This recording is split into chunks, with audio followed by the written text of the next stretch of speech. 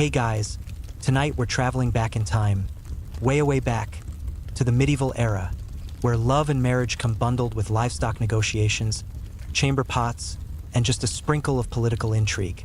Picture this. It's muddy, the sky's an endless gray, and the smell? Somewhere between wet wool and burnt onions. You're standing outside a timber-framed manor, heart nervously thudding, because you're about to ask a powerful lord if you can marry his daughter.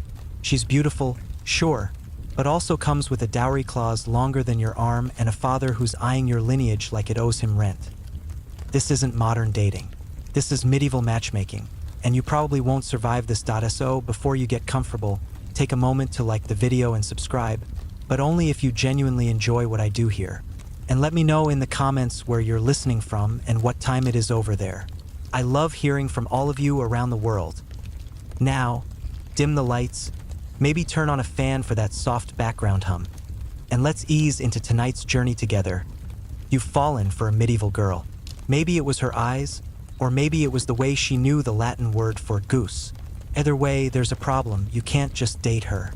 No sneaky tavern meetups or long walks by the moat.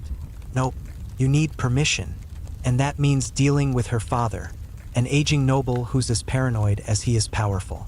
His beard alone could command an army. He doesn't trust you. Why would he? You're not even wearing proper hose.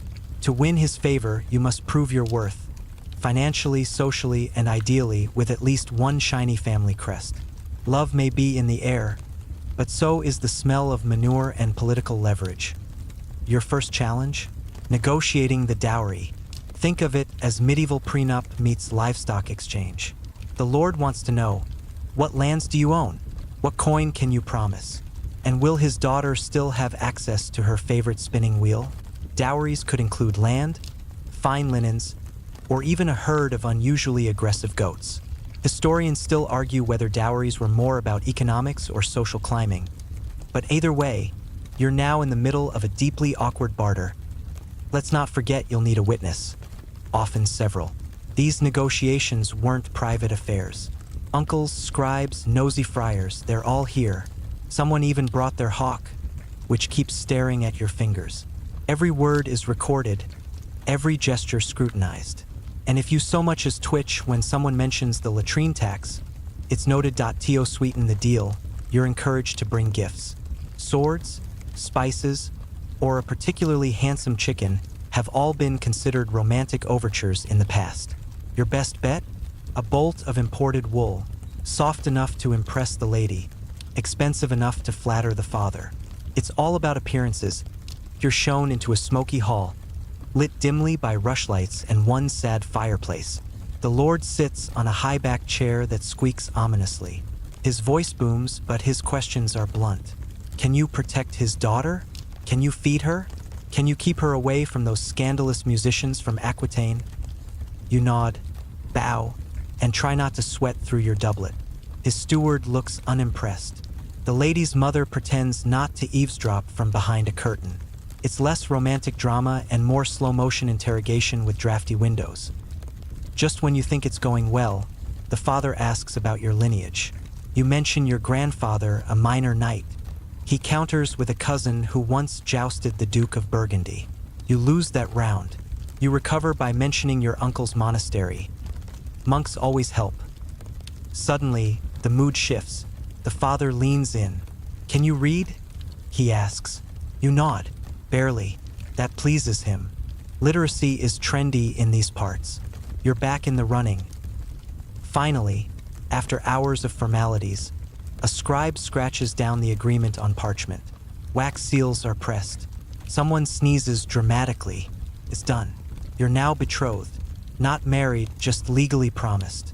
It's sort of like an unbreakable Facebook relationship status, except you can get excommunicated if you back out. You're led to the lady. She's shy but curious. You bow. She curtsies. It's weirdly stiff, but you manage a smile. She asks you if you like hounds. You say yes. She grins. Apparently, she owns 6. One is named Turnip. Behind you, the Lord clears his throat. Time to go. You're ushered out of the hall, dazed but victorious. You did it. You've passed level 1 of medieval marriage. survive the future father-in-law. But don't celebrate yet. Next up, courtship. And that's going to involve poetry, dance, and maybe a ceremonial fish. And just as a side note, in 14th century England, there's a known account of a man who offered 100 eels as a dowry offering. Not even kidding. 100 eels. Apparently it worked. Romance is strange in the Middle Ages. The hard part's over, right? Nope. You've only just cleared the gatehouse.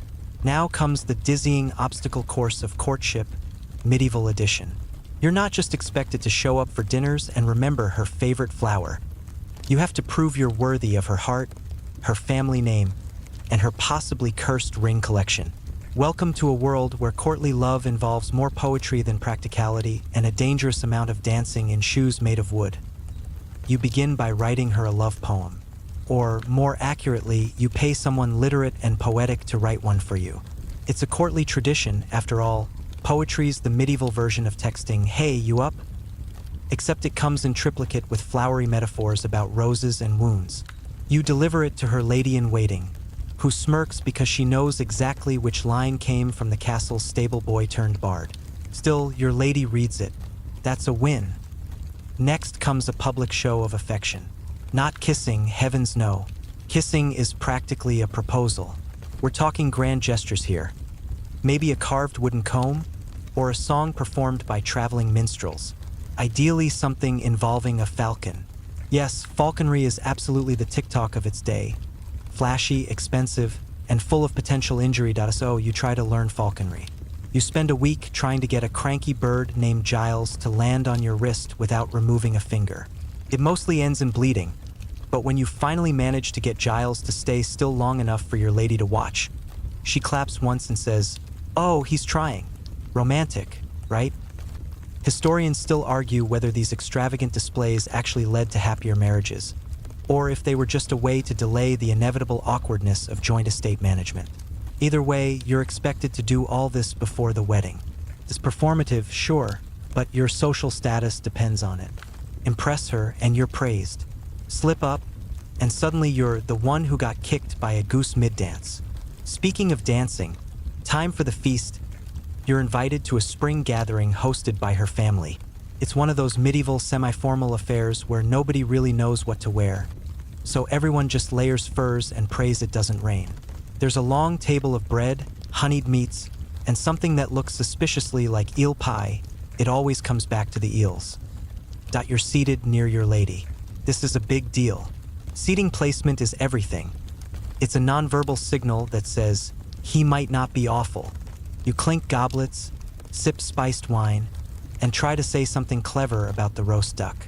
She laughs politely. Victory. But then, oh no, the music starts. Dancing in the medieval world is half religious procession, half aerobic trial. It's not grinding and twirling. It's stepping in prescribed patterns while trying not to trip on someone's embroidered hem. You're nudged toward the floor by a helpful knight who smells like onions and horse sweat. Your lady offers her hand. You grasp it like it's the last dry cloth in a bathhouse. You dance. Badly, but you stay upright. And at the end, she says you have honest feet, which may be a compliment. You'll take it.to really lock things in. You attempt a final, daring move. A token gift. She likes embroidery, so you bring her a little basket of dyed threads from a Flemish merchant. This is bold. Threads are expensive. Your budget cries, but her smile makes it worth it. She tucks the basket away like it's made of gold. And somewhere in the back of the room, her great-aunt mouths the words, "It's happening." In the weeks that follow, your reputation slowly grows. People start calling you the suitor. Her little brother stops throwing rocks at your horse. Even her dog begins tolerating your presence. These are the milestones of love in the 13th century. Here's a quirky fact. In parts of medieval France, suitors would sometimes serenade from under the lady's window, but with a hired stand-in singing the actual notes, because voice training was rare and embarrassment fatal. So if you ever thought medieval romance was all passion and poetry, just remember, even then, outsourcing was key. Eventually, after enough dances, gifts, and falcon-related bruises, your lady gives you a sign. It's not dramatic, just a tiny embroidered heart stitched into a handkerchief. You find it tucked into your saddle one morning. And that's how you know you've passed the test. The courtship gauntlet has been run, with only minor public humiliation and one ruined doublet. The family is satisfied. The village is gossiping. The priest is clearing his schedule. You're going to get married. But don't relax yet, because if you think the courtship was intense, wait till you see the actual wedding. There'll be bread, chanting, legal witnesses, and an unfortunate amount of yelling about consummation. You should probably sit down. You wake up on your wedding day with a mild headache and the vague memory of someone shouting, "Don't forget the goat cheese," in the hallway last night. This, you quickly realize, is not just any day. It's the day you marry a medieval girl. And around you, an entire household is bustling like a beehive wearing corsets. Let's be clear. Medieval weddings are not private affairs. They're loud, long, and smell strongly of damp wood, boiled onions, and candle wax. You don't sneak off for a destination elopement in the countryside. You practically get married in front of the entire village. The baker, the miller, the guy who sells questionable sausage from a cart. They're all here, and they're all ready to judge. You're led to the church by your groomsmen, who are basically just your drinking buddies in their cleanest tunics. One of them has already spilled ale on his boots. Classic Jeffrey. Outside the church stands your bride-to-be, flanked by her family and a very confused chicken. She's wearing a headdress that looks like it could intercept weather patterns. It's beautiful, but also looks deeply uncomfortable. You nod at each other. This is the medieval equivalent of "you good." She nods back, trying not to trip on her gown. The priest steps up. His Latin is strong, his breath stronger. The ceremony begins. There's a lot of praying, a lot of forsaking all others, and just enough meaningful glances to make you sweat. At one point, you realize you've been standing on a flower garland you were supposed to present to your bride. "Oops," she whispers, "just smile," through gritted teeth. The official vows are less about love and more about property. You're reminded, again, that her dowry includes half a vineyard, 3 spinning wheels, and a moderately haunted granary. Historians still argue whether medieval marriages were spiritual unions or strictly economic alliances. Honestly, by now, it's starting to feel like both. Then comes the hand fasting. Your hands are literally tied together with a strip of cloth, symbolizing unity. It's sweet in theory, but mostly awkward when the priest insists on finishing another 200 words with your wrists mashed together. Your palms are sweating. Her ring finger twitches. Finally, the crowd is told they are wed. There is polite applause, one loud "WOO" from your friend Osric, and the quiet sound of someone being shushed by a nun. Now comes the reception. This is not a modern wedding where guests hover near the open bar or complain about the DJ. This is a 5-hour feast featuring loud music, jugs of ale, and dancing so aggressive it might count as cardio. There's no cake, but there's plenty of roasted meats, stewed leeks, and something called blancmange, which is basically chicken-flavored pudding. No, really, that's dessert. You sit beside your new wife, smiling like a man who has no idea what the rest of the evening holds. She leans in and says, "My uncle will definitely try to arm wrestle you later. Just let him win." Duly noted. Your cup is refilled a dozen times. Someone gives a toast in Middle English that sounds suspiciously like a complaint about your haircut. The minstrels play a lively tune, and children begin dancing around the tables like sugar-fueled tornadoes. One of them trips and takes down a tray of goose. No one even blinks. And then comes the moment you've been dreading, the bedding ceremony. Yes, that bedding ceremony. Now, not every region practiced this, but in many parts of Europe, newlyweds were expected to be escorted loudly and publicly to their marriage bed. Sometimes it was symbolic, sometimes less so. The guests cheer, sing mildly inappropriate rhymes, and shove you toward the chamber with all the grace of a tavern brawl. Your bride looks both mortified and resigned. You're led to the room. The bed is enormous and stuffed with straw. There are flower petals on the floor. There's also a goose feather pillow that smells suspiciously like stew. A nun offers a blessing. Your aunt offers unsolicited advice. Someone throws rose water. The door finally shuts. Silence.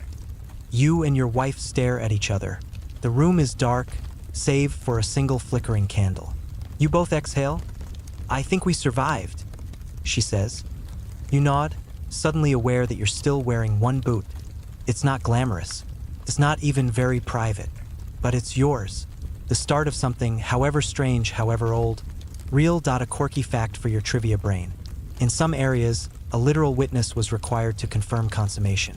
Someone, usually a priest or family member, yikes, would remain outside the door and listen.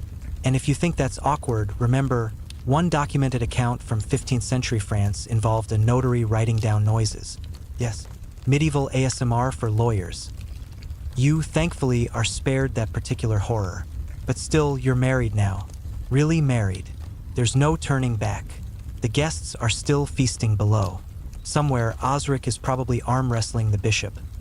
And in this moment, lying awkwardly on a bed full of straw, you realize you've entered an entirely new kind of chaos, married life. And tomorrow, you move in together. Let's just hope you like the smell of cabbage. Morning arrives far too early, as it always does after a medieval wedding feast. There's a rooster outside screaming like it's just discovered its own voice, and your head is pounding with the subtle force of a blacksmith's hammer. Somewhere below, servants are already scrubbing ale stains off the flagstones and trying to reassemble a spinning wheel that someone mistook for a chair. You're now officially a married man, and it's time to move in with your medieval wife. But here's the twist. You're not exactly walking into a cozy 2-bedroom cottage with a fire pit and strong Wi-Fi. Instead, you're entering the unpredictable world of a shared medieval household, complete with confusing inheritance laws, 5 other relatives, and a dairy maid who apparently doesn't like you. You ride to your new home together, her family's manor, which is really more like a creaky estate with some very opinionated geese. She chatters about her herbs, her bees, and the fact that her great-aunt died in your bedroom. Charming. When you arrive, you're welcomed by her household staff. A steward who looks like he's been awake since the Norman conquest, a cook who immediately demands to know your opinion on lentils, and a boy named Tib who just keeps trying to touch your boots. Now begins your new reality, fitting into an existing household that already has its way of doing things. You want to bathe weekly? Bold of you. They bathe when the window mold changes color. You want to sleep past sunrise? Adorable. There's firewood to split and goats to milk. One of them is named Judith and hates your face. The house itself is a mix of medieval charm and utter discomfort. The timber creaks at night, the thatch leaks, and one of the bedposts has a carved face that definitely judges you in your sleep. But it's home now. You're given a shared sleeping chamber, which sounds intimate, but don't get excited. The bed is large, the mattress is lumpy, and your wife has at least 4 embroidered cushions with sentimental value that you are not allowed to squash. One even has a poem about Saint Dymphna stitched into it. You're not sure who that is, but you're afraid to ask. You start to learn her routines. She wakes early to oversee the dairy and the bread ovens. She's frighteningly efficient. You try to help once and are politely redirected to hold the bowl and stay out of the way. Romantic. The household is a bustling, layered organism. Her younger siblings pop in at random intervals to ask loud questions, borrow apples, or stage arguments over who owns the shinier spoon. Her mother is quietly everywhere, always observing, always judging, never overtly, just with the subtle power of a single raised eyebrow. You're also assigned responsibilities. A married man in a manor is expected to contribute, either by managing estate business, supervising tenants, or ensuring nobody steals the chickens again. Looking at you, Alan from the village. You're expected to be authoritative but not overbearing, kind but not weak, knowledgeable but definitely not more than her father was. It's a delicate tightrope walk on muddy, goose-stained ground. Here's a quirky tidbit for your weary brain. In some medieval households, it was considered good luck to hide a dried toad in the rafters for marital fertility. You find out about this when your wife casually asks if you've seen the lucky toad. You assume she means a carving. She does not.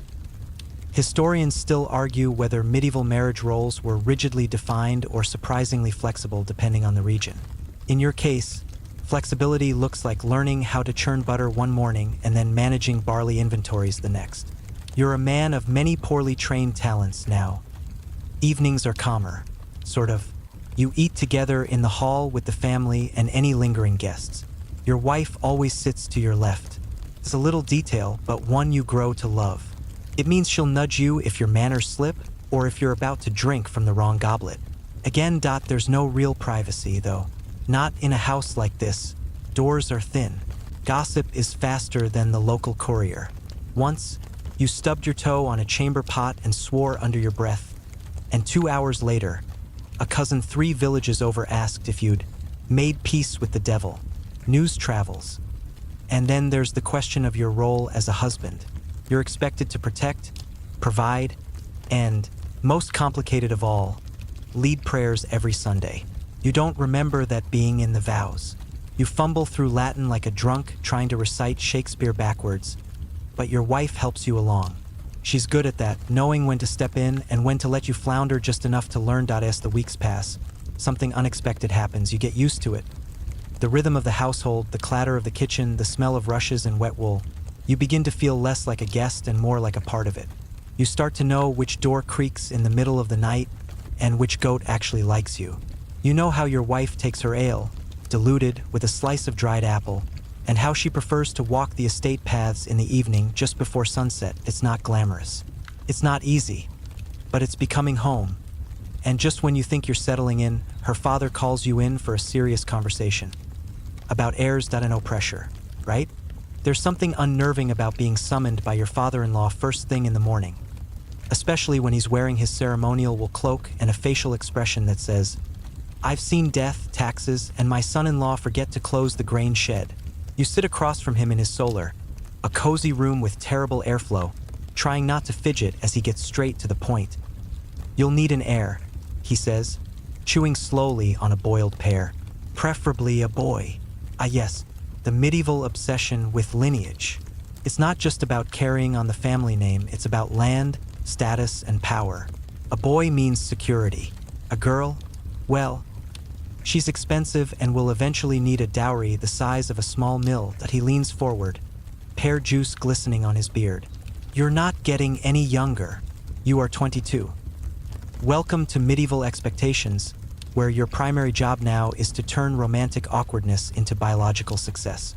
As if adjusting to married life wasn't stressful enough, you're now expected to produce a tiny, wriggling bundle of inheritance before the next harvest festival." Your wife is unsurprised by the pressure. She rolls her eyes when you mention it, mutters something about her cousin who had 8 children and still found time to copy psalms. "It's fine," she says. "We'll just do what everyone else does. Try, pray. Blame the moon if it doesn't work." Here's a quirky little fact. In some parts of medieval Europe, it was believed that conception was easier if the couple drank wine mixed with powdered stag antler. There's a merchant in town who swears by it. You take one sip and your tongue goes numb. Possibly not the ideal fertility tonic. Historians still argue whether fertility practices were more driven by folk beliefs or church doctrine. Truthfully, both had their say. One day you're sprinkling rose petals on the bed. The next, the village priest gives a homily on fruitful unions that makes eye contact with only you the entire time. Meanwhile, the local midwife has opinions. She's a woman with strong elbows and a permanent scowl, and she tells your wife to avoid cold eels and wear more red wool. "It's a womb color," she insists.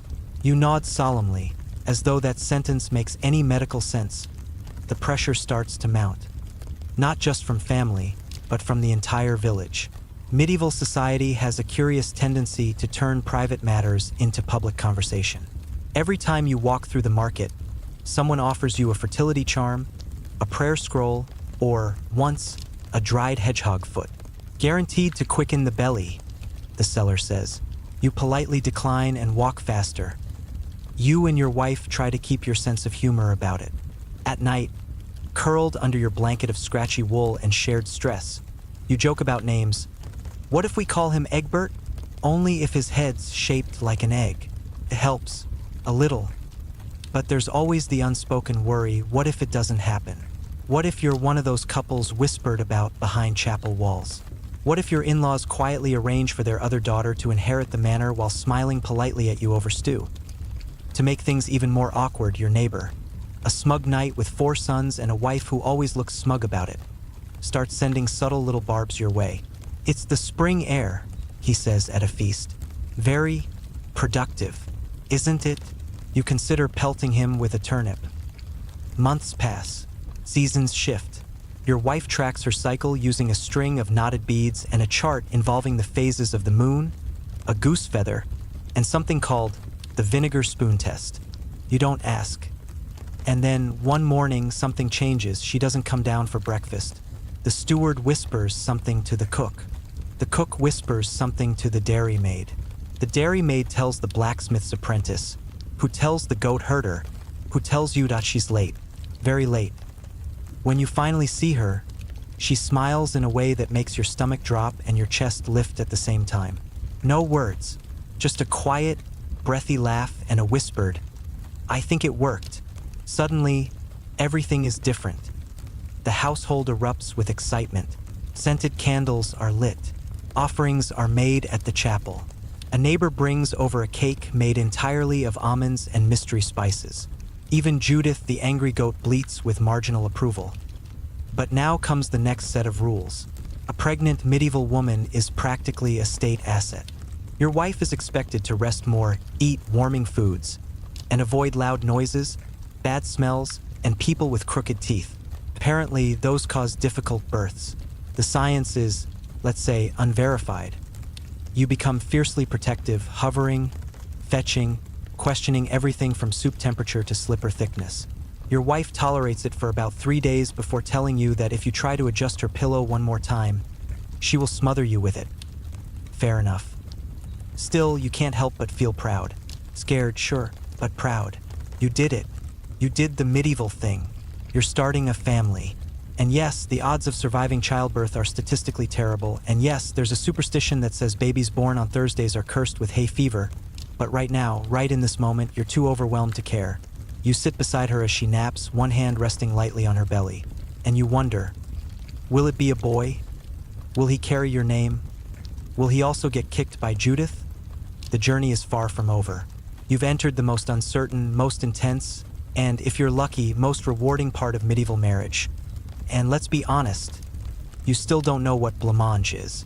Time slows when your wife is pregnant. Days stretch long like candle wax drips on stone. Soft, uneventful, and vaguely nerve-wracking. You find yourself listening for every creak in the floorboards, every shift in her breathing. You once panic because she sneezes twice in a row. She calls you ridiculous. You don't disagree. Pregnancy in the medieval world isn't just a medical condition. It's a sacred, dangerous, public, and strangely festive affair all at once. Your wife's body becomes the focus of endless superstition, theology, and unsolicited advice. Everyone, from the village priest to the man who sells mud pies at market, has a theory about how to keep the baby safe and the labor short. There's no ultrasound, no vitamins, no Lamaze classes. Instead, there's prayer, garlic garlands, and a special belt blessed by a monk 3 counties over. Your wife wears it like armor over her shift, under her cloak, tied just so. She says it smells like old hay and sanctity. You're told repeatedly not to anger the gods, though you're fairly certain there's only supposed to be one in this century. You light candles in the chapel. You donate 3 coins to the poor. You abstain from strong cheese for a week, just in case. It's a fragile balance. Part faith, part folklore, part sheer dumb luck. There's one old midwife in town, Mad Peg, who insists your wife must avoid looking at ugly people during the pregnancy. Else the baby comes out squinty, she says. You consider wearing a hood for the next 7 months, just to be safe. Historians still argue whether midwives in this period were more trusted or feared, more mystical or medical. Peg, for her part, straddles the line by both boiling her hands and whispering to bees. You try not to watch. The household adjusts to this new, careful rhythm. Tasks shift. Meals are prepared with more spice and fewer bones. The floors are swept twice a day, because a clean home brings an easy birth. Even Judith the goat is kept at a polite distance. You and your wife take slow walks together, past the orchard and down the muddy slope to the brook. She likes to talk to the baby. I think he'll be stubborn, she says, poking her stomach gently. He kicks hardest when I'm trying to sleep. You pretend to scold him. You'll be born with a curfew, you know? As the seasons change, so does her shape. Her clothes are let out by the seamstress, a severe woman who mutters prayers under her breath as she sews. Thread for the womb, thread for the soul. You hand her tea and back away. Preparations begin for the birth, which, according to every woman in a 20-mile radius, requires its own private world. One room of the manor is chosen and slowly transformed. The windows are covered in heavy cloth to keep out drafts and wandering spirits. A brazier is installed. Candles are arranged, and a special birthing stool is borrowed from a neighbor who had twins and only screamed a little. You're told you won't be allowed in the room when the time comes. That's women's business. You will wait outside like a nervous stable boy, pacing in circles and pretending to pray. Your job is to stay out of the way, not cry too loudly if it goes badly, and provide wine if it goes well. It's terrifying, of course. Because childbirth isn't a guaranteed happy ending here. It's a real, tangible risk, a gauntlet of pain, blood, and faith. You try not to think about it, but the quiet conversations you overhear say enough. One woman didn't survive. Another lost the child. A third gave birth to a baby who didn't cry, and everyone avoids her now. You hold your wife's hand one evening as she curls against your side, breath steady and shallow. You whisper, "You're strong," and she says, "So is the baby." You believe her, but the fear still lingers like smoke in an old hall. And then, just when things seem still, like maybe you have a few more days, she wakes you in the middle of the night. It's time. Panic. You scramble. You forget your boots. You drop the candle. She laughs, even as her face tightens with the first real pain. The servants rush. The midwife is summoned. A flurry of movement turns the manor into a hive. You're swept aside gently, firmly. "Go wait." Someone says, so you do. You sit in the hallway, outside the shrouded birthing room, knees bouncing, fingers fidgeting, heart hammering like a war drum. You can hear murmurs, chants, the occasional muffled scream. You pray to every saint you can name, including one you may have invented. It goes on for hours. Dawn creeps in. Then mid-morning, you pace, you doze. You wake to a sound, a cry, high, clear, brand new. Your breath catches. A door opens. The midwife steps out, looking like she's been in a tavern brawl with angels. She nods once, then jerks her thumb toward the door. "Go see your son." You enter. Your wife is pale, exhausted, glowing in a way that makes your chest ache. She's holding something small and bundled in linen, blinking up at you with sleepy triumph. You kneel. You stare. He's tiny, wrinkled, squinting like he's already disappointed in you. He looks like your uncle. Your wife murmurs, "I'll try not to hold it against him."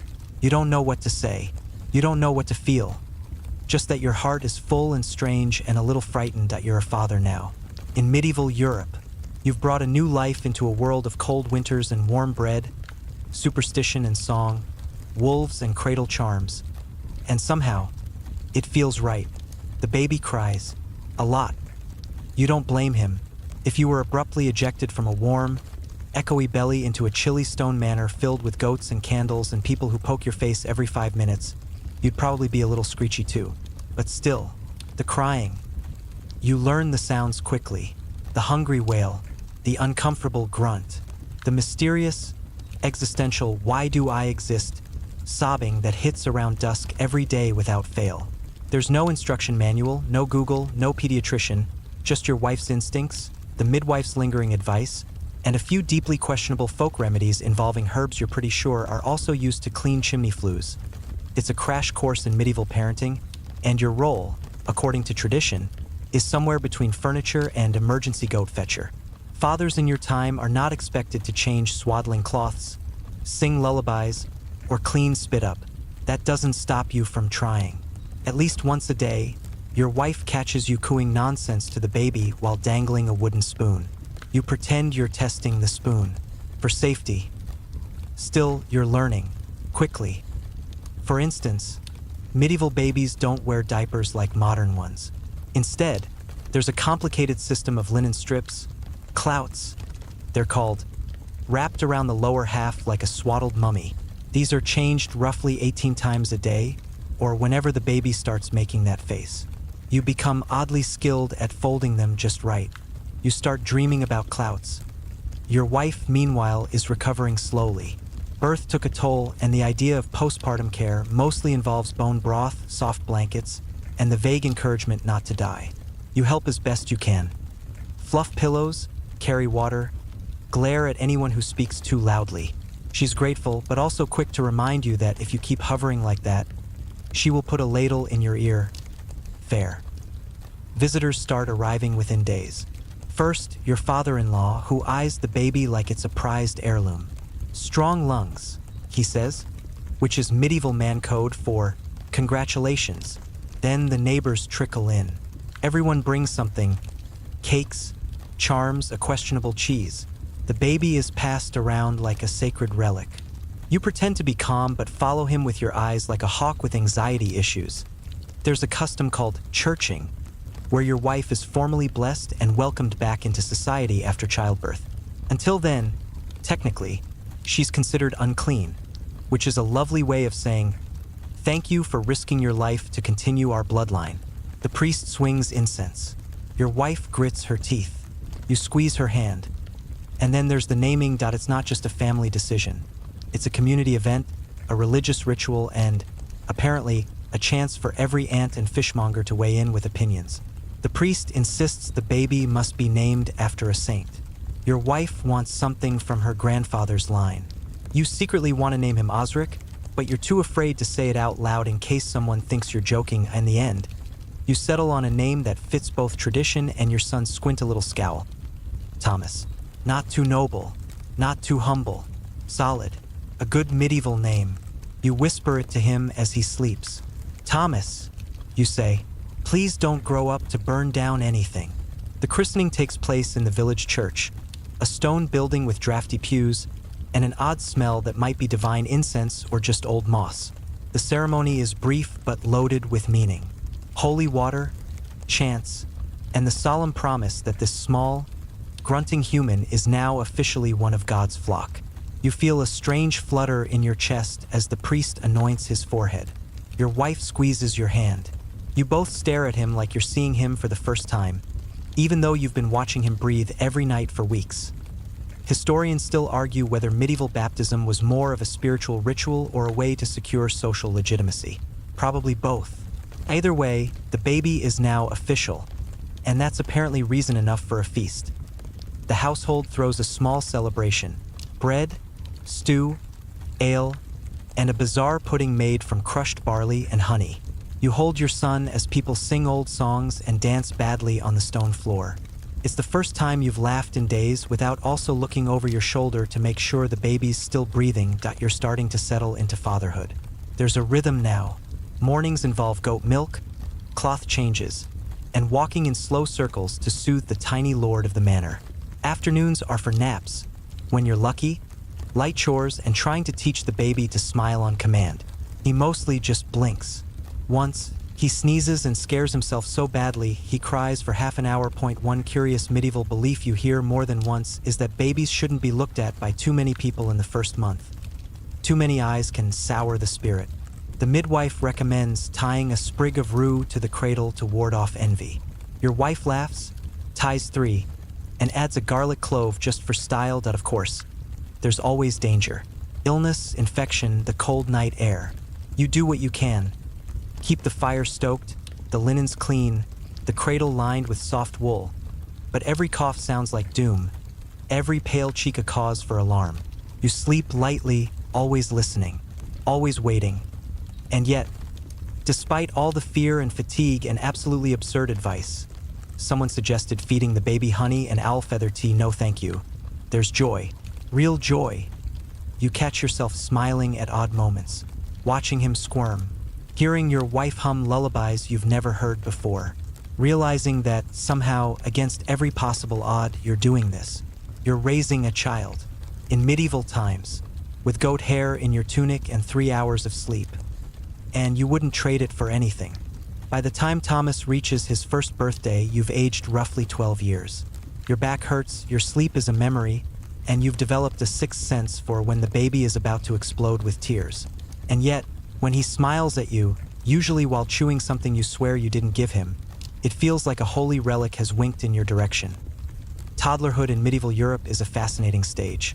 Not quite the wailing bundle of helplessness he once was, but not yet useful enough to carry firewood or memorize prayers. He toddles around the manor like a half-drunk knight, top-heavy and determined. His favorite activity is putting things in his mouth. All the things. Shoes, twigs, the good spoon. You learn quickly that childproofing is not a thing in this century. There are no padded corners, no stair gates, no plastic socket covers. Just a lot of pointing and shouting no, while hoping Thomas doesn't decide to wrestle the hearth fire or explore under the mule. But for all the chaos, it's also a time of incredible milestones. His first words, ma and ba, and what might have been bread, but sounded more like blarg. His first steps, taken in front of a stunned kitchen maid who nearly dropped a jug of milk.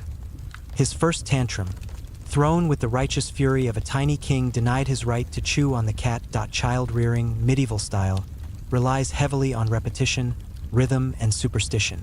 Your wife sings the same lullaby every night, an ancient tune her grandmother swore would tie the baby's soul to the earth. You hum along, even when you're not entirely sure what that means. Sounds peaceful, at least. Toys, such as they are mostly homemade. A carved wooden horse, a small leather ball, some bells tied to a bit of string. Thomas's favorite is a slightly bent spoon, which he carries like a royal scepter. You try to give him a more dignified object once. He flings it and cries until the spoon is returned. Fine, spoon it is. Clothing for toddlers is mostly miniature versions of adult wear. Tunics, hose, little leather shoes that never stay on. At some point, your wife begins wrapping his legs in extra linen to keep him warm during the colder months. He waddles around like a bandaged duckling and falls over frequently. You try not to laugh. You fail. There's also the matter of discipline. In some homes, medieval parenting is brutally strict, but your wife, being pragmatic and tired, prefers a gentler approach. He's not trying to be difficult, she says. He just doesn't know what not to chew yet. Wise words, though hard to remember when you catch him licking the doorframe for the third time. Historians still argue whether medieval children were treated as miniature adults or given space to be children. In your experience, it's a bit of both. Thomas is expected to be quiet at church, polite at meals, and wary of the local swans, a lesson learned the hard way. But he's also allowed to play in the dirt, babble nonsense, and smear porridge across his forehead with joyful abandon. You start teaching him simple things. How to stack stones. How to pet Judith the goat without losing a finger. How to greet the baker's wife without staring directly into her mole. Small lessons, but they feel monumental. Occasionally, you catch glimpses of his future. The way he watches the older boys with their slingshots. How he mimics your movements when you chop wood, swinging an imaginary axe in the air. You realize that, if all goes well, one day he'll have his own chores, his own burdens. Maybe a trade, maybe land, maybe a family. But for now, he's yours, just yours, and your wife's, and the dog's. And, judging by how often she appears uninvited, the neighbors. Speaking of which, community matters more than you expected. Everyone seems to have a stake in Thomas's well-being.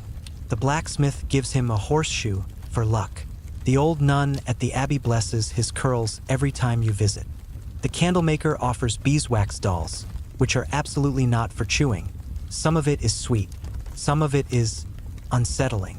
Like when a traveling peddler insists on touching Thomas's head to test his future, then declares he'll be a left-handed butcher or a poet. Hard to tell. You thank him and move quickly along. Mealtimes are miniature battlegrounds. He throws stew with the glee of a trebuchet commander. You try to introduce boiled parsnips. He retaliates by screaming until you sing the spoon song. There is a spoon song now. You made it up one night out of desperation. It involves 3 verses, a kazoo sound, and the word squishy. You are a dignified adult. Mostly at night, you often find yourself standing by the cradle, watching him breathe. It's quiet, except for the crackling of the fire and the occasional mouse sneaking through the thatch. You think about all the dangers in the world. Plague, famine, feudal wars, inexplicable goat behavior, and feel the same ache you did the day he was born. The same love, the same terror. He dreams sometimes. You can tell by the little twitches. You wonder what a 1-year-old dreams about. Spoons, probably. Or goats, maybe flying. You hope he never stops dreaming. And you, surprisingly, find your own dreams shifting. You used to think about survival, about managing the estate, about not embarrassing yourself in front of the Reeve. Now you dream about keeping him safe, teaching him, seeing who he'll become. That there's still work to do. Always. There are fields to check, tools to mend, taxes to calculate by moonlight. But there's also a new rhythm, a family rhythm, and it beats through every part of your life now. Every cry, every laugh, every half-eaten turnip chucked onto the floor. You never imagined you'd find peace in a world so rough, so unpredictable. But here you are, covered in porridge, and smiling anyway. Time passes strangely in medieval life. Days are long, full of chores and candle smoke, and yet seasons slip by before you realize your little spoon-wielding monarch is now speaking in sentences and asking questions like, "Why do chickens yell so much? And do clouds ever fall?" Thomas is now a proper child, somewhere between toddler chaos and whatever medieval boyhood looks like. And what it looks like, frankly, is mud. Constant, unrelenting, joyous mud. If he's not running through it barefoot, he's smearing it on sticks, or decorating the dog, or sculpting what he swears is a castle for frogs.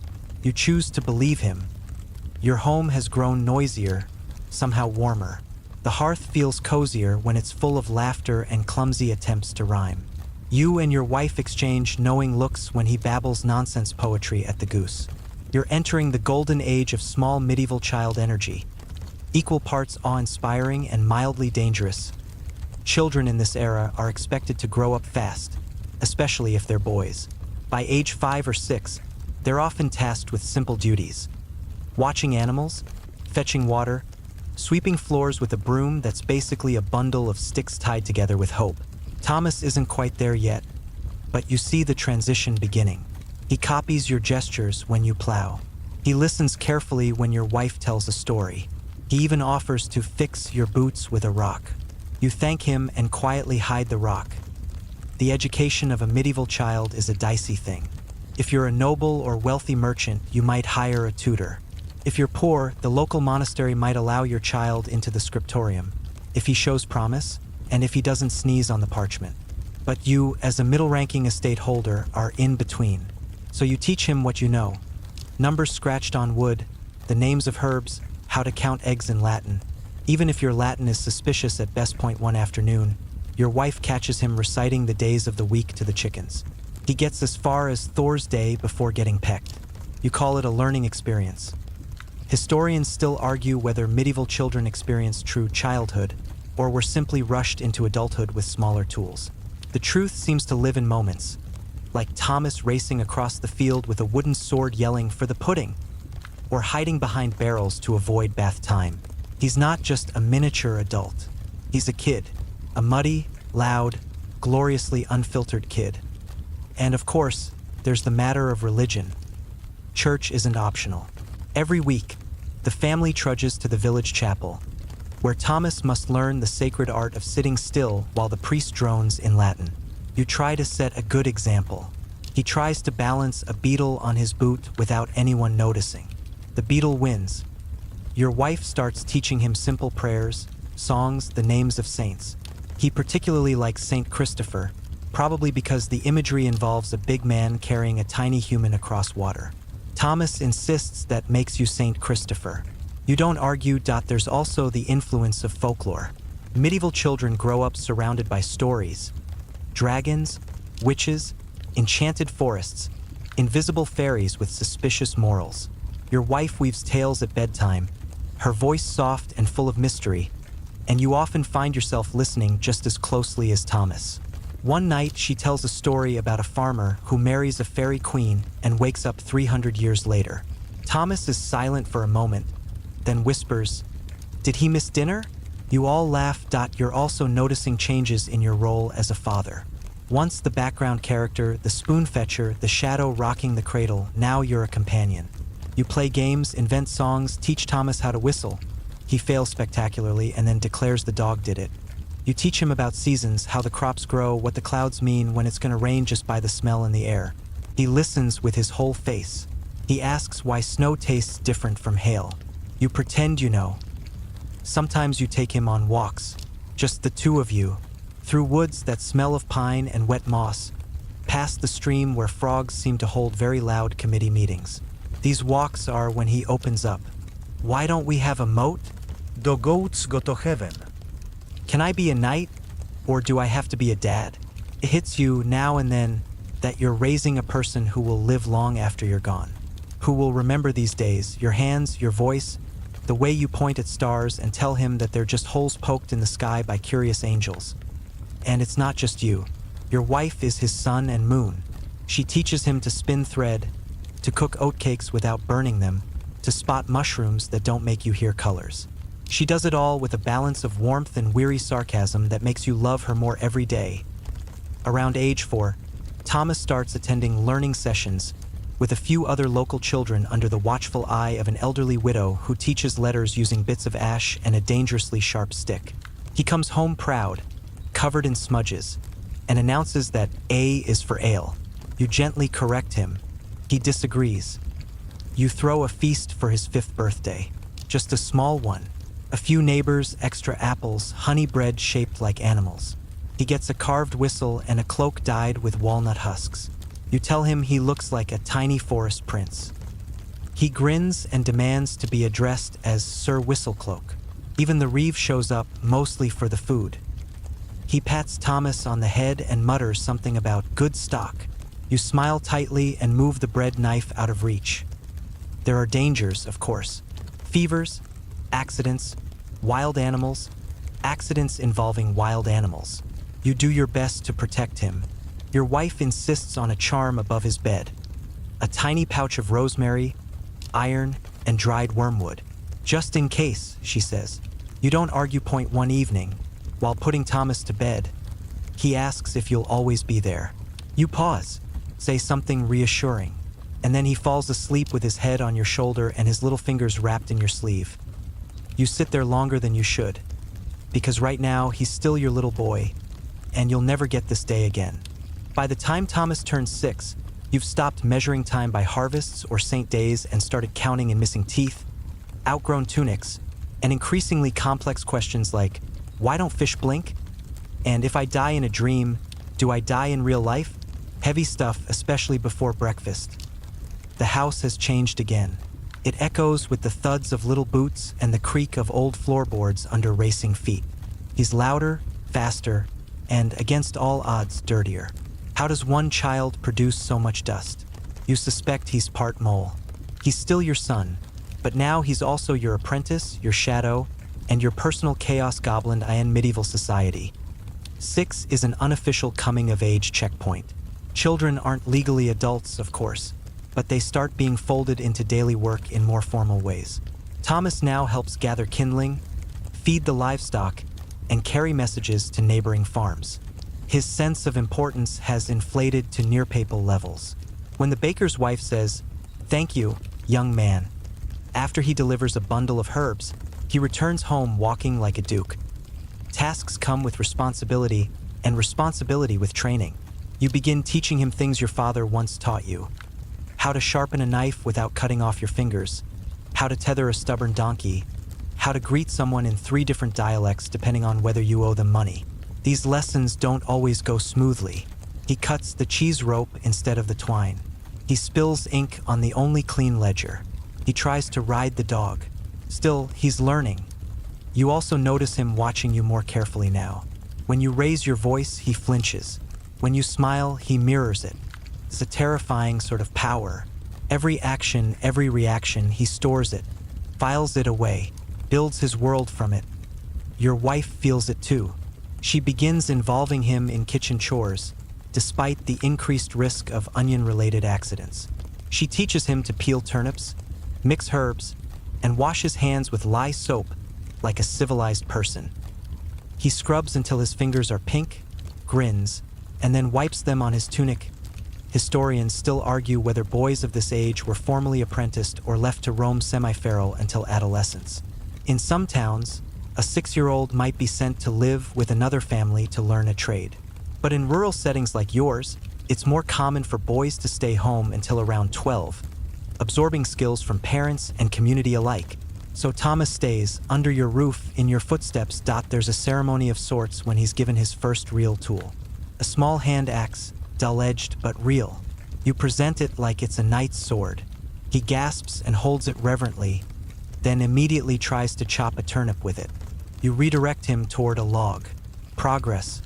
School, if you can call it that, continues informally. You use every opportunity to teach. Why some birds fly south, how to spot rain in the wind's direction, how to tell a trustworthy trader from a questionable one. It's all in the beard, apparently. And then there's reading. Your wife, bless her tenacity, is determined to teach him letters. She draws them on a slate board, one by one, repeating their sounds with infinite patience. Some days he's sharp as a dagger. Others, he insists that Q is unnecessary and Z is for lazy people. You're inclined to agree. He asks hard questions. Not just about clouds and dreams anymore, but about money, death, and war. Why do we pay the bishop? What happens when people get buried? Why did Uncle Matthew lose his arm? You answer carefully, not because you want to shield him, but because you want the truth to feel like stone, solid but not sharp. And then there's the matter of play. Despite the chores, despite the sermons, despite the ever-present threat of being run over by a runaway cart, medieval children do play. Thomas plays with sticks like they're swords, with mud like it's treasure, with the dog like it's a jousting partner. He and the neighbor boy, Alric, build a fort behind the compost heap. It's really just 2 barrels and a stolen tablecloth, but they guard it with the dedication of crusaders. You make him a wooden top. He spins it on the hearthstone, eyes wide. One morning, he insists it spun for 10 whole minutes. You nod. That's wizardry, you say. He glows. But play also involves pain. Scrapes, bruises, tears over broken toys. You kiss a lot of knees. Some you wrap in cloth. Others you let be. You're growing, you say. Growing hurts sometimes. He looks unconvinced but nods solemnly, as if accepting a knight's oath. Your role, too, continues to evolve. Less protector of the cradle, more reluctant referee between child and goat. You juggle your own work. Fields, repairs, estate ledgers, while being asked every 5 minutes to come look at this cool stick. You usually go. The sticks are rarely cool, but the moments are worth it. Religious festivals become more meaningful now. Thomas participates in processions, sings, loudly and off-key, in feast day songs, and waves branches on Palm Sunday like he's personally ushering in salvation. He fasts during Lent. Well, he fasts from cheese. He says it's a noble sacrifice. You let it slide. Your wife sews him a small cloak for the winter feast.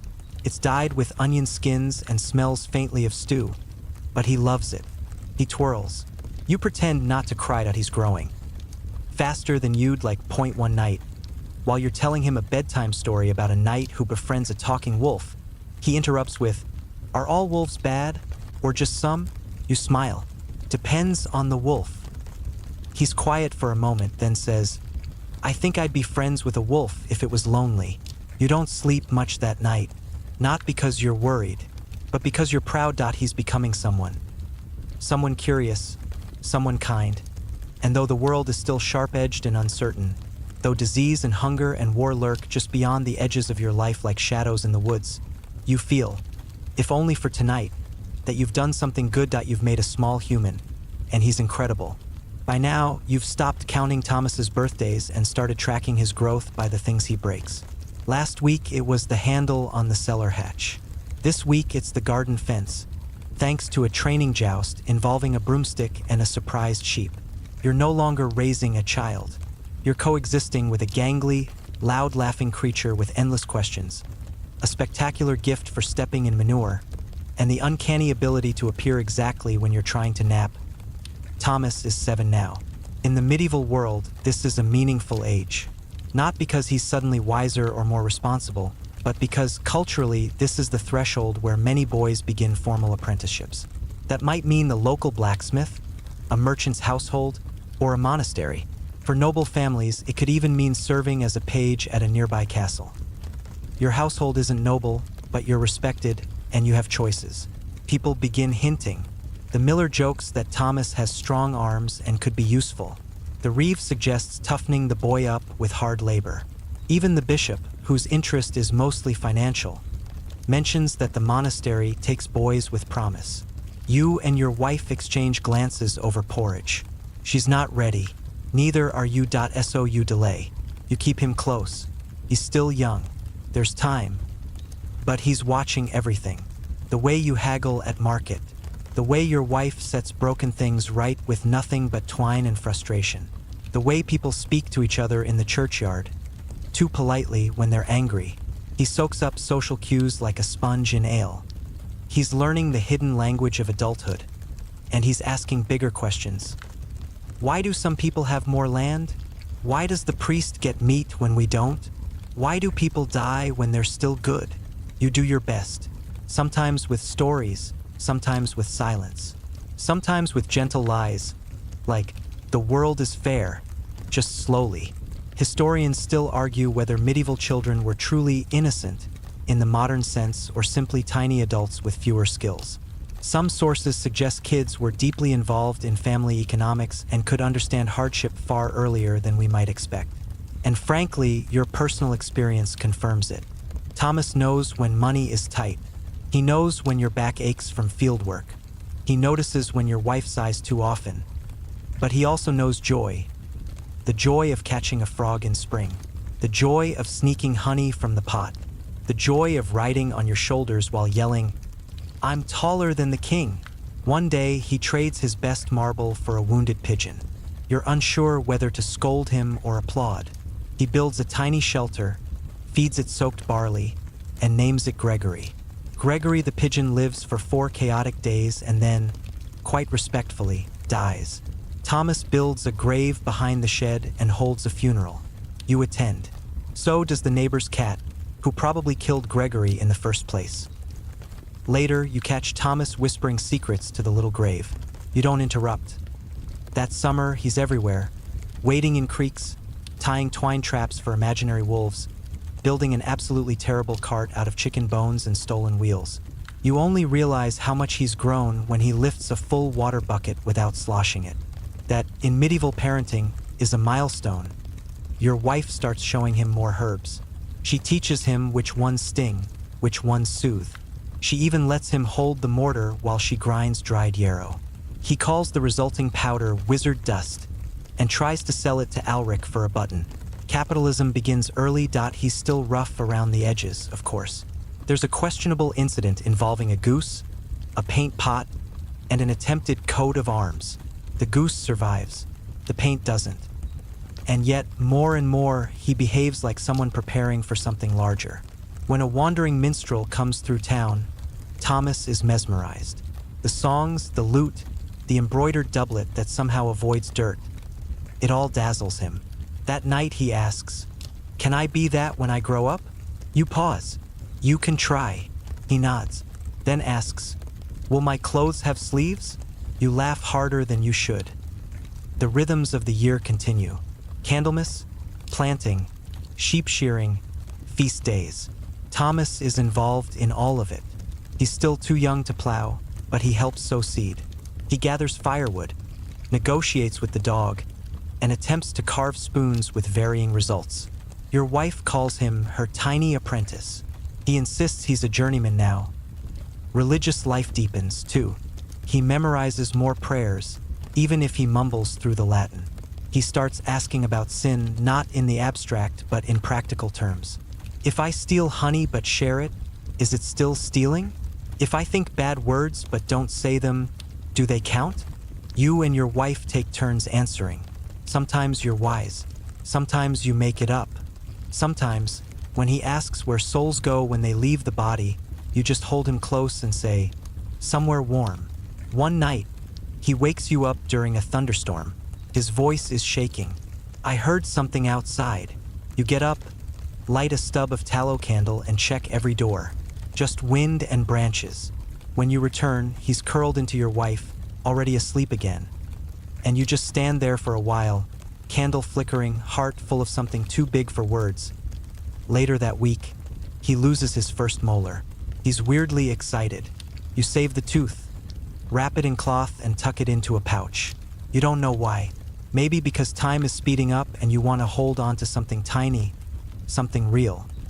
You realize that soon, this stage will end. The chaos, the play, the curiosity. Soon he'll start asking fewer questions and giving more answers. Soon he'll care more about what other boys think than what you think. Soon he'll start trying to prove he's a man.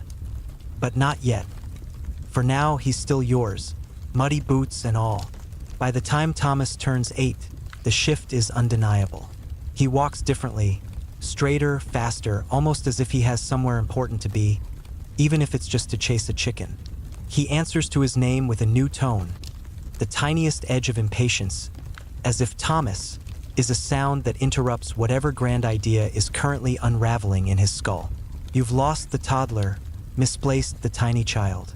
What remains is a boy poised right on the edge of something, still soft enough to cling to your hand in a crowd, but already itching to let go. The village feels smaller to him now. He's wandered its length so many times that he knows where every loose stone lives and which dog bites if you walk too close. So he starts looking outward. He talks of nearby towns he's never seen, of merchants from the south with peacock feathers, of knights with golden armor. Once, he insists he'll walk to the sea before I'm 10. You nod and make a note to teach him about maps. And wolves. You and your wife start thinking more seriously about his future. He's not an heir to land or title, but he's clever with his hands and charming in that disarming way children use to get extra bread. In many medieval households, this is the age when the real planning begins. A child might start learning a trade from a father, or be sent to live with another family for an apprenticeship. And while that sounds harsh, it was often considered an act of love, a sacrifice in the name of opportunity. The blacksmith offers to teach him to bellows and stoke a forge. Once the boy grows an arm or two, the parish priest mentions that Thomas has a head for memory and could be useful in the scriptorium, copying texts.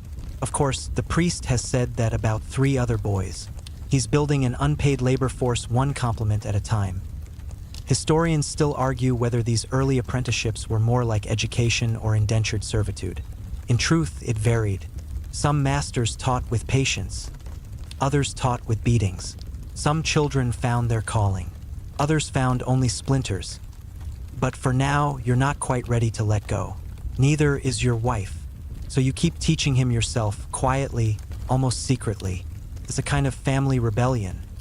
You take him to the forest to teach him about tracking. Not for hunting, your village doesn't rely heavily on game, but for understanding the land. He's a quick study. He can tell deer prints from goat prints and finds mushrooms with alarming confidence. He eats one before you can stop him, then asks if he's going to die. You pause. Possibly, you say, then hand him the antidote. Water and a lecture that he laughs the whole way home that he's helping more in the fields now, too. His arms are still small, but he works with purpose, hauling buckets, scattering seed, and occasionally terrorizing moles. You show him how to prune vines without killing the plant. He shows you how to whistle using his fingers. You both act like these are equal trades. Your wife is teaching him to sew a straight line. At first, he resists. Needles are for girls, he claims. She raises an eyebrow and mentions that knights need banners, and horses need blankets, and if his trousers rip mid-jump, a knight won't stop to patch them. He stitches half a tunic that afternoon and only bleeds twice. Socially, he's more aware. He notices when adults speak in coded language, especially around illness or conflict. He asks, "Why doesn't Alric's father come home anymore?" You explain as best you can. The man joined a border skirmish and may not return. Thomas is quiet after that. That night, he hugs you before bed and doesn't say why. You're seeing more of his interior world now. This strange little kingdom of ideas where rules are flexible and everything has a name. He carves faces into potatoes and talks to them. He believes frogs can understand English if spoken slowly enough. He creates elaborate stories about a squirrel who becomes king and outlaws snow. When you ask why, he says, because his tail gets cold. Fair enough. In a way, it reminds you of yourself at that age, though no one back then encouraged fantasy. But you do. You know too well how short childhood is, and how important imagination becomes when the real world gets sharp. This year, your wife makes a new tunic for Thomas. It's stitched from better cloth, coarse wool dyed with walnut husks. A shade darker, more adult. When he puts it on, he checks the fit at the shoulders and asks if he looks proper. You nod. He grins, then runs out the door and immediately slips in the mud. Dignity, gone in 5 seconds. Festivals now hold different meaning for him. He doesn't just attend, he participates. At the harvest feast, he sings along, even if he forgets half the verses. At Candlemas, he holds a candle like a solemn monk. At May Day, he tries to climb the greased pole with such determination that 3 chickens flee the area. He begins collecting things. Rocks shaped like hearts, feathers from rare birds, or just fancy chickens. Broken bits of colored glass. He hides them in a little wooden box beneath the floorboards. You find it one day while sweeping. Inside, a wooden tooth, 2 buttons, and a drawing of your family. You replace it without saying a word.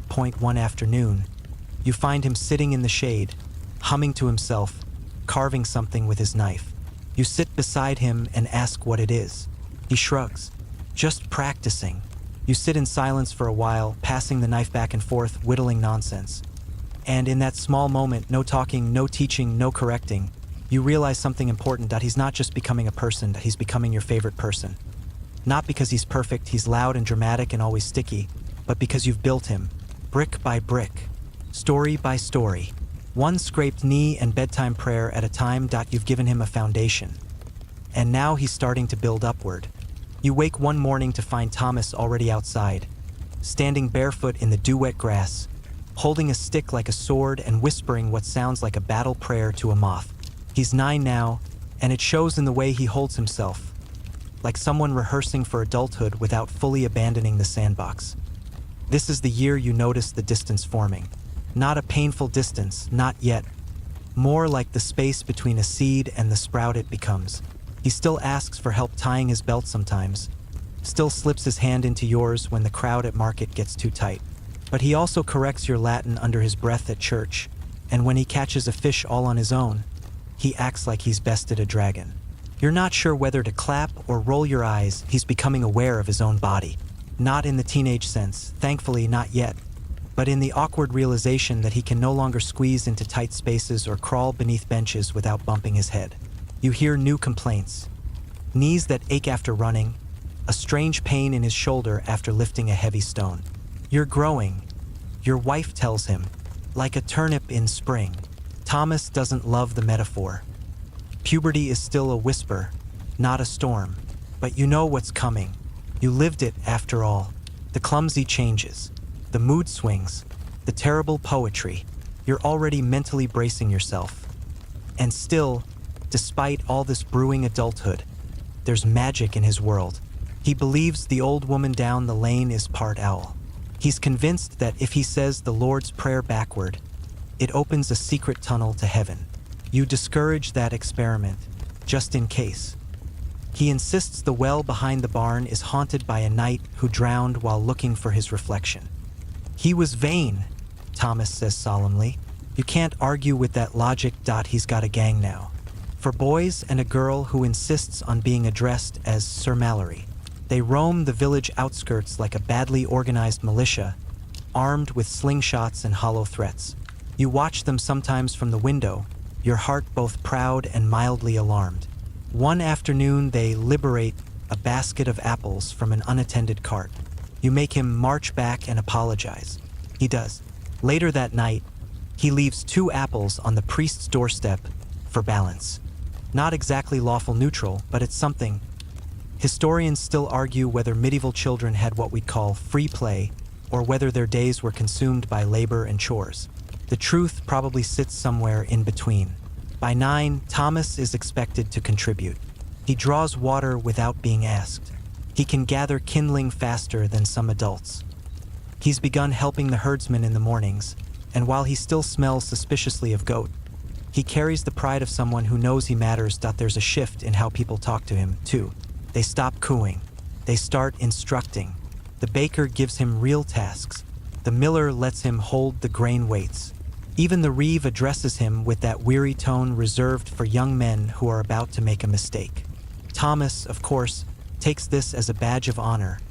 But home is still his harbor. Your wife sews him a new tunic. Longer, better fitted, a richer brown.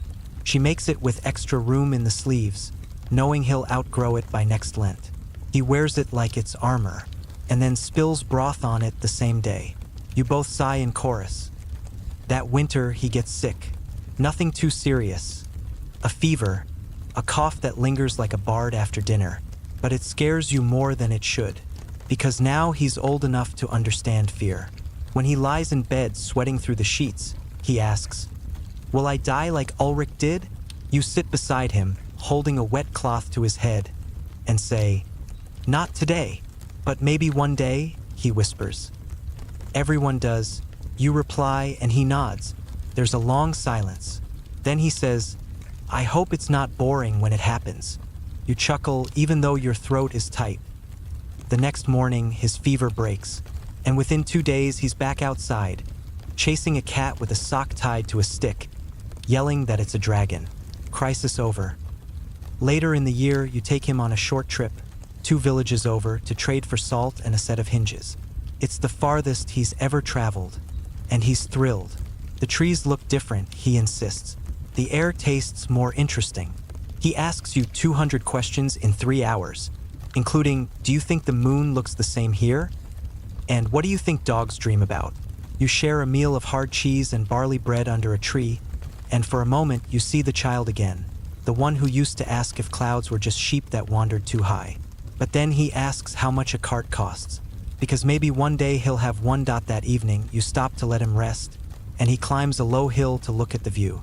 When you catch up to him, he says, "This world's so much bigger than I thought." You nod. It gets bigger every year. There's a new kind of silence between you on the walk home. Not uncomfortable, just weightier, like the air before a storm. He walks a little ahead of you. He doesn't hold your hand, but every so often, he glances back to make sure you're still there. Back home, he tells your wife the whole story in breathless detail. You listen from the doorway, half proud, half aching. He's growing up and growing away. But for now, he's still under your roof, still within reach, still the same boy who once cried over a dead pigeon and thought the moon followed him at night. So you let yourself savor the small things. The way he hums when he works, the way he scratches his head when he lies, the way he still, even now, occasionally calls you Papa in a whisper, like it's a spell that wards off nightmares.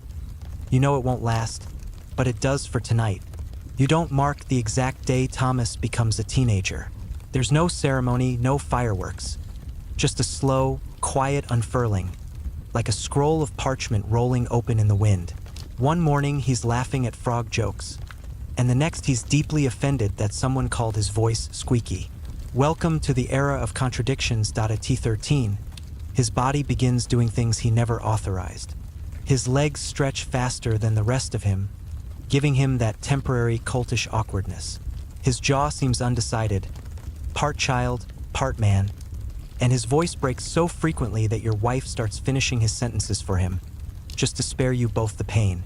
You try not to laugh. Sometimes you fail. The other teens in the village are no better, walking bundles of limbs and opinions. They've all discovered sarcasm at once and wield it like a morning star. Thomas tries to act unimpressed by everything now. Feasts? Whatever. Sword dances? Yon. Your wife's honey cakes? Fine, he says while eating 4 in one sitting. He becomes suddenly aware of dirt, his own and everyone else's. He bathes without being told. He brushes his hair. One day, you catch him sniffing his armpits with scientific interest. Later, you notice he's added crushed mint leaves to his shirt. It's oddly effective. Then there's the matter of girls. Or more specifically, one girl, a farmer's daughter named Lisa, who can outrun most of the boys and is terrifyingly good with a slingshot. Thomas mentions her name far too casually. He happens to walk past her house 3 times a day. Once, he returns from a walk with a daisy in his hair and no explanation. You say nothing. Your wife raises one eyebrow and smiles like she's already planning the wedding. Of course. Nothing's official. They're still young. But you remember what it was like. Your own stomach fluttering when your now wife first dropped her basket near you on purpose. These things have their own timeline. You try to stay out of it.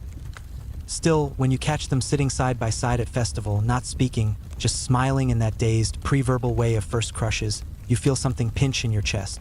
Not jealousy, not sadness, just awe that somehow your noisy, dirt-smudged boy has become someone's source of butterflies.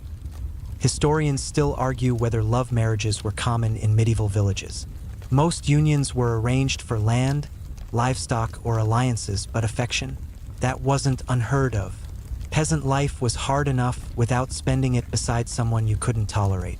Love might not be the reason for marriage, but it often bloomed there anyway. That spring, Thomas starts working full-time with the herdsman. He's good at it, better than you expected. Calm around animals, confident with ropes. He comes home each night smelling of hay and pride, his boots worn smooth by repetition. He even earns a few coppers of his own and spends them foolishly on roasted hazelnuts and a wooden whistle that drives the chickens into madness. Still, money is money, and he's learning what it means to earn it. He argues more, too. Not cruelly, but constantly. Every instruction becomes a negotiation. "Why do I have to?" is his new favorite phrase. You explain things with more patience than your own father ever did. But some days you want to throw a turnip at his head. He can be exhausting, righteous, loud, convinced he knows everything. But later, when he sees you mending a fence alone, he drops his own project and helps without a word. That's how it is now. Thunderstorms followed by small, perfect suns. He's taller than you by the end of the year. You notice it one morning when you're walking side by side and realize your shoulder no longer covers him from the rain. It's jarring. You consider stealing his shoes to stunt his growth. He considers stealing your shoes for style points. One night, you sit by the fire, and he asks, "Do you think I'll ever leave here?" You're tempted to say no, to lie, but you shrug. "Maybe." He nods slowly. "I think I want to, just for a while, just to see something different." And you feel both proud and hollow at once. Because that was always the point, wasn't it? To raise him well enough that he could walk away. You remember holding his body when it barely filled a blanket. Now he's someone who could carry you. If it came to in the village, people begin treating him differently. Not quite like a man, but no longer a child. He's invited to help make decisions. Asked his opinion at the market. Trusted with the oxen when the roads are slick. These are quiet accolades, but he recognizes them. He straightens his back when spoken to, looks people in the eye. He's becoming solid in the way adults are. Anchored, purposeful. You catch your wife watching him sometimes, too. Not with motherly fuss, but with that same awe you feel. That wondering, stunned gratitude that this person, this funny, tender, stubborn storm of a person, came from the two of you. You still laugh together, often. He's funny now in a sharper way. Less slapstick, more wit. Once, he describes the Reeves' nose as a turnip trying to escape its own face. You nearly spit your ale. The old rhythms remain. Supper, chores, prayers. But the tone shifts. He leads grace sometimes. Offers to cook. He botches it, of course. Burns the bread and forgets the salt. But you eat it anyway, because the gesture fills the room like incense. There's one evening, late in the season, when he stands outside alone, staring at the stars. You step beside him and say nothing. He speaks first. You think everyone ends up like this? Just grown up. You smile softly. If they're lucky. He nods. And for a long while, you both just stand there, breathing the same cool air, looking up at a sky that's always been older than both of you. The silence feels full, not empty. He doesn't hold your hand anymore, but he still walks beside you. And that's enough. By the time Thomas turns 16, your shadow no longer stretches longer than his at sunset. He stands beside you now, not beneath you. There's something in his stride, measured, assured, that makes the neighbors glance twice. And though you still see the boy in the tilt of his smile, Most days it's the man that answers the door. The world doesn't pause to celebrate this change. There's no trumpet blast when he fixes the roof single-handedly. No feast when he barters for wool and gets a better price than you ever have. But you notice. Your wife notices. Even the livestock seem to give him a little more room when he walks by. And then, without much warning, it begins. Talk of marriage. It's not a question of if. It's a matter of who, when, and how much can be offered for the dowry without selling the goat. You're not in a rush, but the village is small and people gossip the way hens scratch. Constantly and in circles. Lisa is still in the picture. More than ever, in fact. She and Thomas now speak in a rhythm only they seem to understand. All half sentences and eye rolls and quiet nudges. You don't ask too many questions. You don't need to point one afternoon, he says. I think I'd like to marry her. Just that. No preamble. No ceremony, you know. Then you'd better ask her. Before the Reeves' son does. He smiles. Not sheepishly. Not nervously. Just happily. And you realize this isn't your little boy trying out adulthood like a borrowed cloak. This is the real thing. He's ready. Historians still argue whether peasants had true autonomy in choosing their spouses. Some marriages were arranged, others nudged, but plenty were based on familiarity, mutual labor, and affection. In villages like yours, sometimes the choice came down to who helped you catch a runaway pig without complaining. Preparations begin slowly. There's no formal engagement, not exactly, but word spreads faster than you can blink. The women start weaving. The priest gives you a look that says, brace yourself. Lisa's father comes by with his chin held high, and you both pretend this is just about logistics, not the beginning of a second family's life tethered to yours. Thomas keeps working, harder than ever if that's possible. He starts putting aside grain, coins, favors. He repairs a crumbling wall on your land without being asked, builds a new bench for the hearth, starts asking questions about inheritance, land rights, even what might happen if he moves to a nearby town. Just wondering, he says. You nod, pretending you don't feel your ribs tighten. Because this moment is what you've been building toward for 16 years. And now it's here, and it feels less like triumph and more like standing at the edge of a woods, watching your favorite traveler disappear between the trees. But still, the days unfold. Bread gets baked, windows get shuttered, and your wife starts hoarding linen like it's currency. The wedding is planned for the next harvest season. Nothing fancy, a church blessing, a shared feast, and enough ale to keep the fiddlers from realizing they're not being paid. Thomas takes it all with the quiet calm of someone who knows the world is wider than the village but still wants to start here. And honestly, that's a rare thing. He's not rushing toward glory. He's building a hearth of his own. That's harder. That's braver. One evening, just a few weeks before the wedding, you and Thomas are repairing the ox cart together. The air smells of damp wood and crushed grass. Your hands move in sync, hammering, adjusting, wiping sweat from your brows. And he says, I'll miss this. You look over. Miss what? He shrugs. Just working next to you, talking like this, being here. You swallow hard. You'll still be here. He smiles. Not the same. And he's right. It won't be. His days will fill with different chores, different duties, a different pillow to share.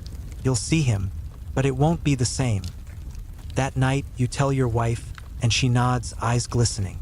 We raised him right, she says. You agree. Still hurts a little. Then comes the day itself, the wedding. The sun rises with indecent cheer, as if it knows what's coming. People gather in their cleanest tunics. Someone plays a reed flute off-key. The priest forgets part of the blessing. Lisa blushes so hard her freckles vanish. But Thomas looks calm. He holds her hand like it's something sacred and silly at the same time. You watch them exchange vows with a heart so full it feels bruised. They don't kiss right away, too nervous. Instead, they laugh. That's when you know they'll be fine. The feast is a mess of laughter, spilled drink, off-color toasts, and too much goose fat. Your wife dances with the shepherd's aunt. You lose 2 games of dice and your dignity. And somewhere in the chaos, Thomas squeezes your shoulder. Thanks, he says. For what? For everything. You say nothing. Just pull him into a hug that holds everything words can't. Later, as the fire burns low and the guests stumble home, you sit beside the hearth and think about how far you've all come. The plagues, the frost, the spilled milk, the laughter, the lice, the goat that bit through your best boots. It's all led here. And now it's quiet again. Just you, your wife, and the echo of footsteps no longer filling the hall. That it's not empty, just different. And now, you let the silence wrap around you like a thick wool cloak, the kind that smells of old wood smoke and late autumn. The fire has faded to a soft glow, like the world itself is blinking slower. You feel the stillness in your bones, not heavy, just present.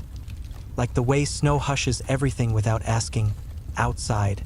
The trees murmur in that language only the wind understands. Somewhere, a dog settles with a grunt. A shutter creaks in the distance. Even the stars seem quieter tonight. You lean back, let your shoulders loosen, and remember the warmth of your son's hand when he was small. The tiny grip that once pulled you toward puddles and dragonflies. Now he walks on paths of his own. But part of him, just a shimmer, will always remain with you, tucked in the corners of old stories and shared glances across busy rooms. The village sleeps. The hearths crackle low. And you, who once stumbled into a medieval marriage as an outsider in itchy hose and confusing customs, have made a life so stitched with meaning it aches a little to let it rest. But rest it must, so breathe deeper now. Let the past fade like twilight. Let your thoughts stretch long and soft, like shadows at dusk. There's no more goat to chase, no more flower to borrow, just stillness and the quiet knowledge that you loved, raised, and remained. Sleep well, traveler. You made it.